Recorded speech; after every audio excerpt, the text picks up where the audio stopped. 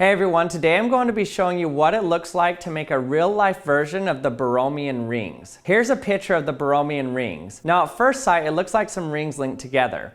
But then let me ask you which rings are linked together. So let's take a look at these and try to see which rings are linked together. So let's start right here. So it looks like the red's going around the blue. But then if you follow it along, you can see actually the red is under the blue completely. So the red's completely under the blue ring and the blue ring's on top. So the same thing with the green and the red. If you just look right here, it looks like they might be linked, but then follow it along and you can see, wait, the green's actually completely under the red. So you can see the green is actually completely on top of the blue, which is completely on top of the red, which is completely on top of the green. So where are they actually linked? But you can tell if you tried to pull them apart, they couldn't come apart. So where are they actually linked together? Now before we continue, I'd like to thank the sponsor for this video, Mech Arena. Mech Arena is a really cool tactical team-based 5 versus 5 game. It gives the perfect balance of casual play along with skill-based competitive play. In the game, you get to choose your specific mech and also the skin for the mech. There are so many different options to choose from. But what's even cooler than this is that the creators of the game actually made a custom Action Lab skin that you can get for yourself in the game. In order to get the Action Lab skin, you click on your mech and then you choose the Juggernaut mech and then click this paint can here for the skin. And then scroll to the bottom and you'll see the Action Lab skin here. And then just select it and you're ready to move into action. Look how cool the Action Lab skin looks in battle. Now this is a robot. And on top of that, Mech Arena has a ton of things happening this month, including Battle Pass Season 6, where you can get your hands on new weapons, skins, and a new pilot named Asami. Mech Arena is getting big, and that means bigger prizes, more competition, and more fun. It's completely free to play on Android and iOS right now, and you can use my personal link or scan my QR code to get an exclusive Action Lab skin, along with 300 A coins and 50,000 credits. All you have to do is install, unlock the Lancer, and you'll have an exclusive skin nobody else will ever get. And if you're quick, you can add me to your friends and we can play some matches together, so don't wait around. And thanks again to Mech Arena for sponsoring this video. Now let's get back to our experiment. So the Borromean rings or shapes like this go way back in history. There are early forms of these found on some Norse stones dating back to the 7th century that looked like these equilateral triangles. So is this shape actually possible to make? Well, yes and no. It turns out that if you have 3 perfect circles, you can't make a 3D version of this in real life. It's an impossible shape. But if you just deviate from a perfect circle slightly and make them slightly elliptical, then you actually can make Borromean rings. So I've 3D printed some here. So you can see the blue is completely around the red, which is completely around the green, which is completely around the blue. So no 2 rings are actually linked together, but the entire thing together is linked. Here's a little bit bigger version of it that are more closely related to circles. So you can see the reason they have to be ellipses, because you have to be able to contain one completely in the other one.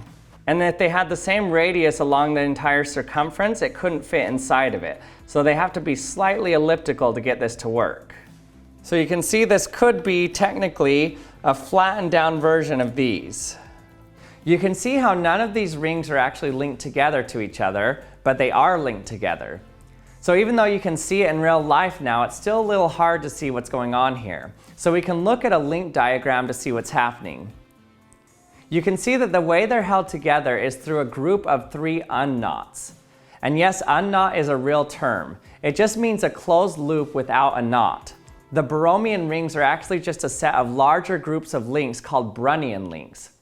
These are links that are created in such a way that if you cut one of them, then the others fall apart into individual loops. And actually a standard braid that you braid in your hair is a Brunnian, because each individual strand isn't actually wrapped around one another. So if you remove one of the strands, the whole thing falls apart. Now what's really interesting about these rings is they become a great analog for something in quantum mechanics called an Epimof state. These states consist of 3 particles that are bound together, but become unbound when you remove one of them. Now this is weird. Why would you need 3 particles to be bound together instead of just 2? Well, it was known when you take 2 neutral particles like atoms, the force between them looks like this. It decays at 1/r to the 6th power. Also, the nuclear force between two nucleons, like protons and neutrons, decays exponentially, and so protons and neutrons can only be found over a few femtometers. So normally, protons and neutrons are either really close together in the nucleus or not bound at all to each other. But sometimes we find two nucleons just at the verge of their natural vibrations making them fly apart, and the nuclear attractive force pulling them together. Right at this point is called their resonance point. So this resonance point is what the physicist Vitaly Epimof considered, but instead of having two particles, he added a third particle and then solved the Schrödinger equation for these three particles. And what he found was really surprising. He found that the decay of the force between the particles no longer decayed exponentially, but only fell off at 1 over r squared. So this means that the three particles can be bound together at a much larger distance. But if you remove one of the particles, they all fall apart. Now this only happens in quantum mechanics. It's not a classical state. And what's even cooler than this is that there are different resonance states to this interaction. So when you add energy, they can jump up to a state that's 22.7 times larger, and then to another state that's 22.7 squared times larger, and so on.